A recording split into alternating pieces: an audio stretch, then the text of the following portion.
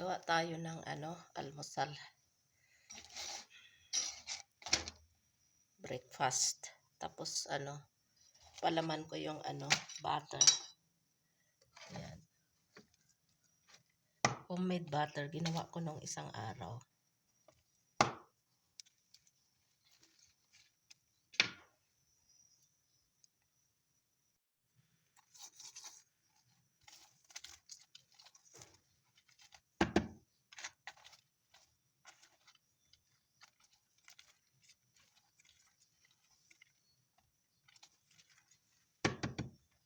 Organic butter. Tapos gumawa na din ako ng chai. Sila kay breakfast na doon sa labas sa branda.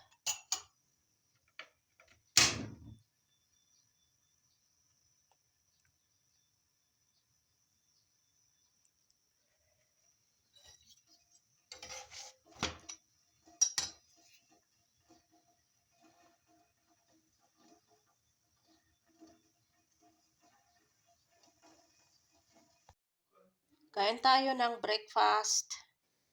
Chapati with homemade butter.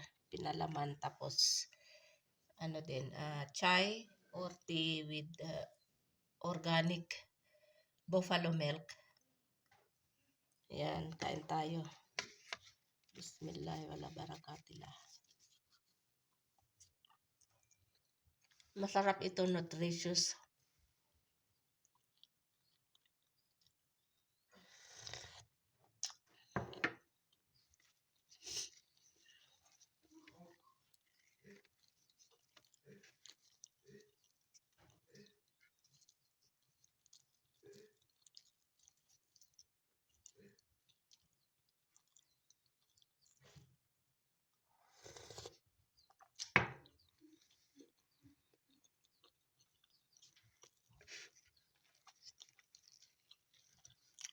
Silang nga ayaw kumain.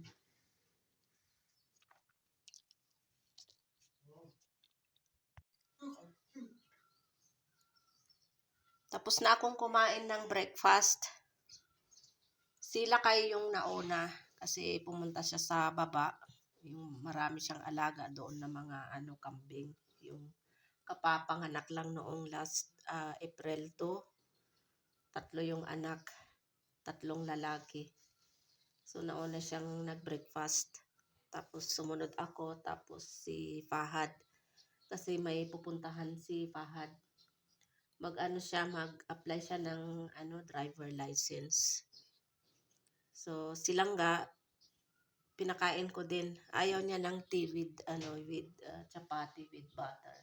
Gusto niya yung chapati lang, plain chapati with vegetables. Ito yung vegetables na gusto niya. Yan. Yan yung organic vegetables. Tapos chapati. Pinakain ko siya, 2 chapati yung kinain niya. Yan. So mamaya si Fatma din gagawa din siya ng fresh na chapati. Tapos papalaman niya ng ng homemade butter. Kasi pag fresh yung chapati mas maganda. Tapos palamanan kaagad ng ng homemade butter. Tapos gawa din siya ng cha. Di pa siya pumasok after ng Eid. Bukas papasok na siya sa school.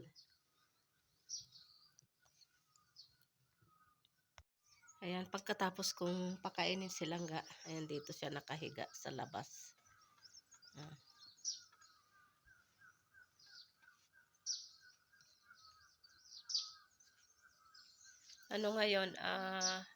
Ngayon, April 7. Today is Monday. Time check 9:10 AM. Ayan. Maganda ang weather.